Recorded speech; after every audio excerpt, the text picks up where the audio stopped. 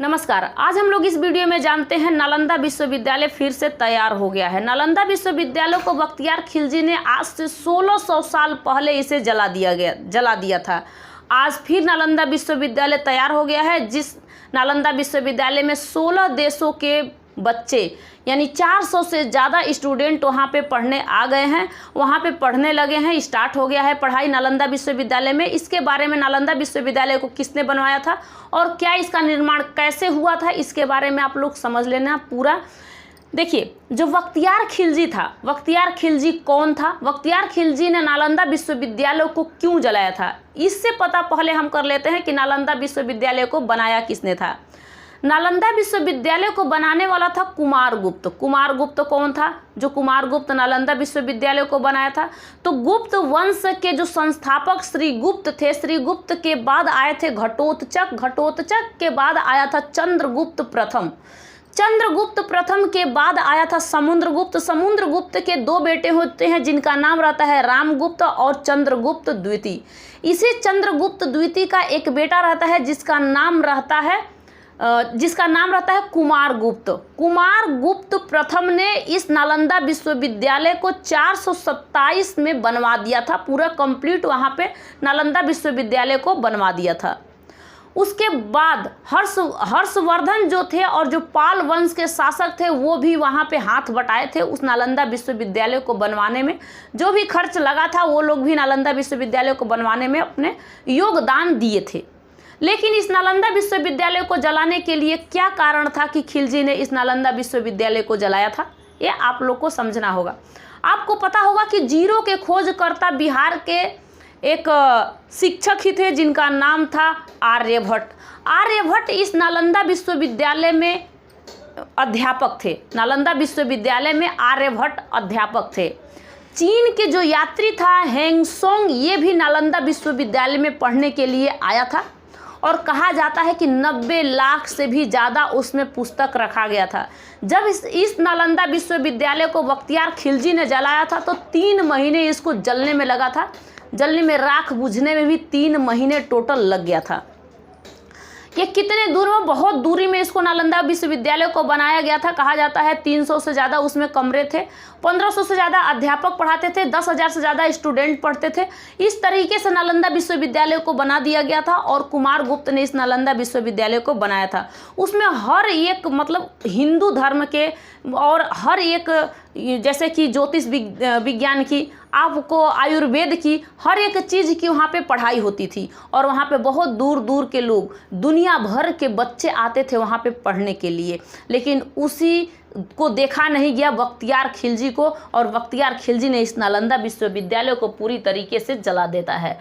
इसमें क्या, चीन, जापान, कोरिया, तिब्बत, इंडोनेशिया, यहाँ के हर एक, दुनिया के हर एक जगह से बच्चे आते थे इस बिहार में पढ़ने के लिए। जो बिहार है, पटना से 100 किलोमीटर यानी 100 किलो या 90 किलोमीटर के दूरी पर राजगृह है। उस राजगृह में नालंदा विश्वविद्यालय है, जिस नालंदा विश्वविद्यालय को बख्तियार खिलजी ने जला दिया था, क्योंकि वहाँ पे शिक्षा अच्छा खासा दिया जाता था। और इसको ये पता था बख्तियार खिलजी को कि हम इस्लाम धर्म का ज़्यादा प्रचार करते हैं। वो बौद्ध धर्म को नहीं मानता था और बौद्ध धर्म का प्रचार बहुत तेज़ी से भी उस समय फैला हुआ था। आज से 1600 साल पहले की ये बात है।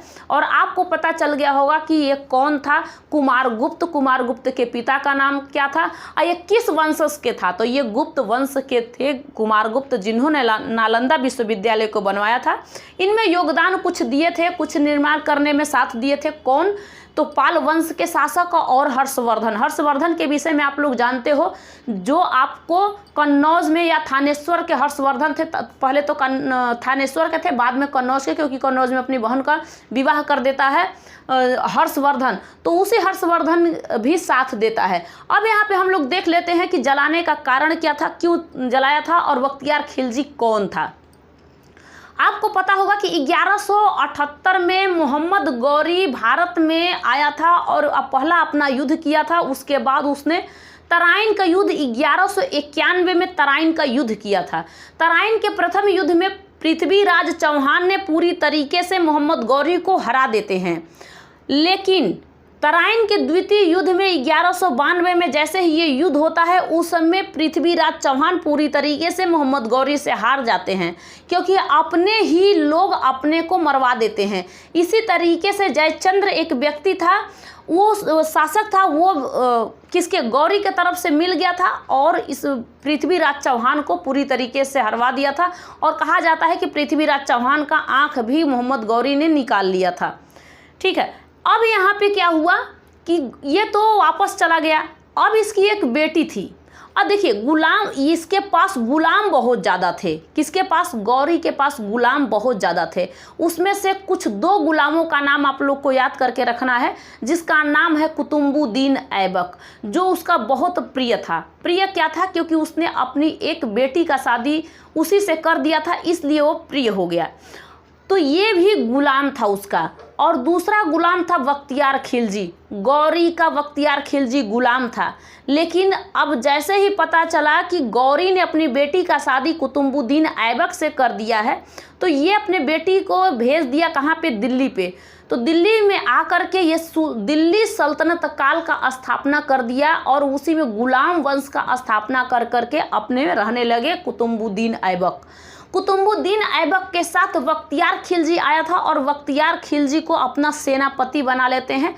कौन? ऐबक अपना सेनापति बना लेता है। किसको? बख्तियार खिलजी को। अब बख्तियार खिलजी ये देखने घूमने लगता है, यहाँ पे देखता है कि यहाँ पे पटना यानी बिहार में, बिहार से 90 किलो या 100 किलोमीटर के दूरी पर है नालंदा विश्वविद्यालय। राजगृह में नालंदा विश्वविद्यालय है। वहाँ पे जैसे ही बख्तियार खिलजी की तबीयत खराब होती है, तो वहाँ के कुछ अध्यापक से इसका मेल होता है, और वो अध्यापक इसको लेकर के अपने नालंदा विश्वविद्यालय में चले जाते हैं। और ये कहता है कि बख्तियार खिलजी कहता है कि मेरी जो तबीयत खराब है, बिना दवा के मुझे ठीक किया जाए। तब वो अध्यापक कहते हैं कि बिना दवा के तो आप ठीक नहीं हो सकते हो, लेकिन आपको कुछ करना होगा, मैं बता रहा हूँ। तो उन्होंने कुरान की बुक बनाई और कहा कि इस कुरान के बुक को आप पढ़ लीजिए, आप ठीक हो जाए। कुरान का बुक। अब वो अध्यापक ने, क्योंकि वहाँ पे ज्योतिष, वहाँ पे आयुर्वेद, हर चीज़ का पढ़ाई होता था, उस हर एक पन्ने पे इन्होंने, इस अध्यापक ने क्या किया था, हर एक पन्ने पे दवा लगा दिए थे कि जैसे ही ये क्या करेगा बख्तियार खिलजी, जैसे ही पन्ने पलटेगा तो उस एक पन्ने को पलटते ही लोग अपने जीभ पे अपनी उंगली को टच करते हैं और फिर पन्ने को पलटना स्टार्ट कर देते हैं, फिर जीभ पे। क्योंकि पैसा भी देखते हो, गिनते हैं जब लोग, तो अपने जीभों पे उंगलियां लगा लगा के पैसे को काउंट कर लेते हैं। और उसी तरीके से बख्तियार खिलजी ने क्या किया था कि इस पैसे को, यानी इस बुक को पढ़ना स्टार्ट कर दिया। तो जीभ से टच कर करके ये पढ़ना स्टार्ट कर दिया। उससे कुछ दवा उसके जीभ पर गया। और आपको पता है कि आयुर्वेद और होम्योपैथी, ये सब दवा जो होता है बस जीभ पे टच होना है, पूरे शरीर पे वो भींग जाता है, सिर्फ उसके लार से, जो अंदर लार बनता है, इसी लार से, कि हर शरीर में, हर एक बॉडी के जगह पे वो जाकर के उसकी दवा जाकर के शूट कर देता है। तो ये चीज़ देखा कि ये आकर के इसके ज़बान पे आया, और उसको पता चल गया कि ये जो दवा, जो कुरान की बुक है, इसमें दवा मिलाया गया है, इसी से मैं क्या हुआ हूँ, ठीक हो गया हूँ। और बख्तियार खिलजी पूरी तरीके से ठीक हो जाता है। अब वो समझ गया कि ये हिंदू धर्म की बढ़ावा ज़्यादा होने लगा, बौद्ध धर्म का प्रचार ज़्यादा होने लगा, इसे हमें दबाना चाहिए। इसने इस्लाम धर्म बताया कि आप लोग इस्लाम धर्म अपनाइए। ये अपनाने से जैसे ही इनकार हुआ तो वहाँ पे उसे जला दिया गया था। किसको जला दिया गया? नालंदा विश्वविद्यालय को। वही नालंदा विश्वविद्यालय कहता है कि मेरी ऐसी क्या गलतियाँ थी जो बख्तियार खिलजी ने मुझे जला दिया।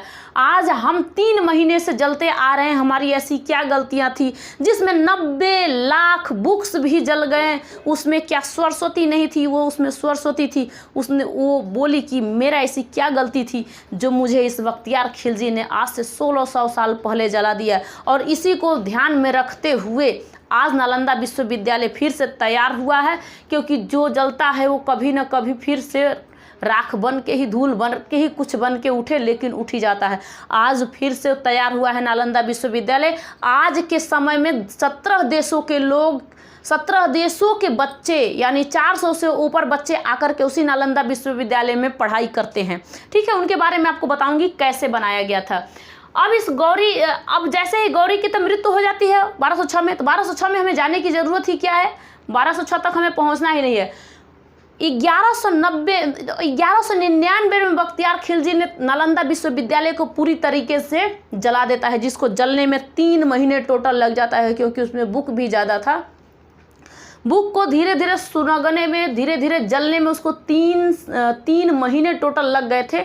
क्यों लगे थे? क्योंकि आपको पता है कि एक जो बनाया गया था इसका गेट, इसका जो अलमीरा जो बनाया जाता है ना, वो एक ऐसा आता है लकड़ी कि जिसमें सिर्फ जैसे कि आप लोग लकड़ी घिसते हो, उसी लकड़ी के घिसने का और उसे दबा करके ऐसा कुछ पटरी जैसे बना दिया जाता है। मैं एक बार देखी हूँ, बट मुझे इतना आइडिया नहीं है, आपको बता दी, आप लोग कंप्लीट उसे ध्यान से देख लेना। और उसको जलने में बहुत समय लग गया था, आज भी वो नहीं जलाया जाता है।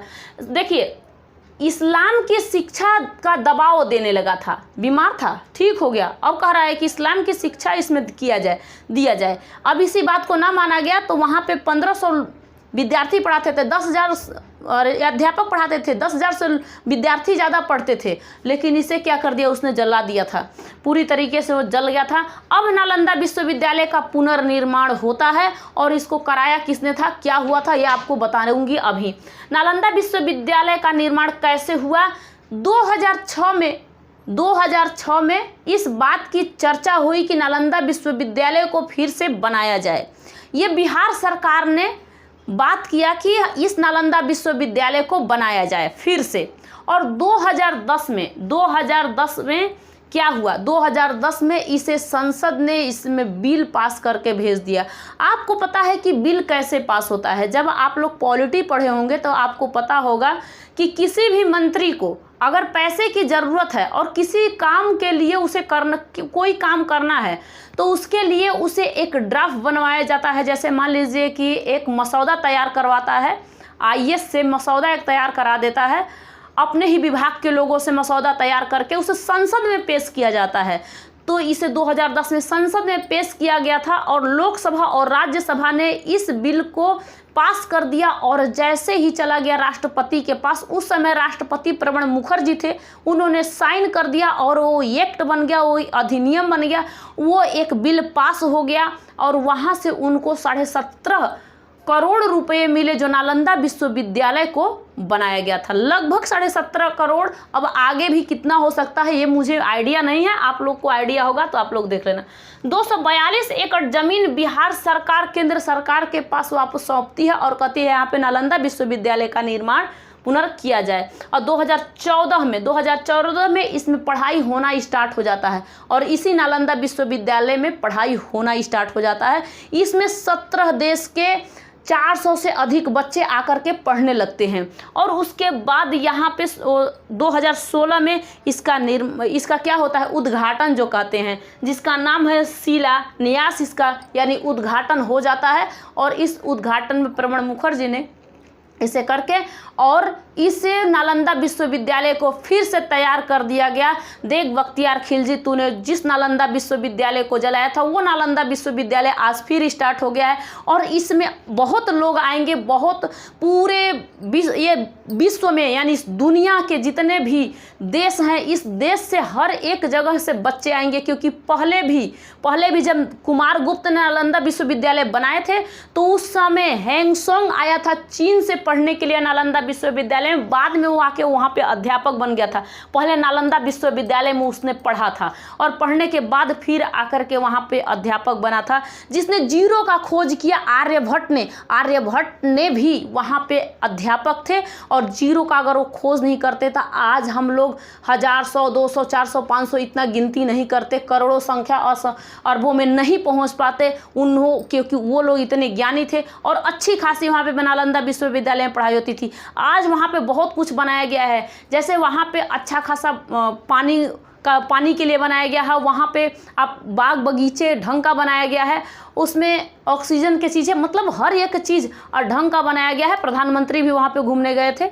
अब ये धीरे धीरे तैयार हो गया है। देखिए प्रधानमंत्री जो ये नरेंद्र मोदी हैं, नरेंद्र मोदी तो 2014 में प्रधानमंत्री बने थे और ये 16 में इसका उद्घाटन हुआ था।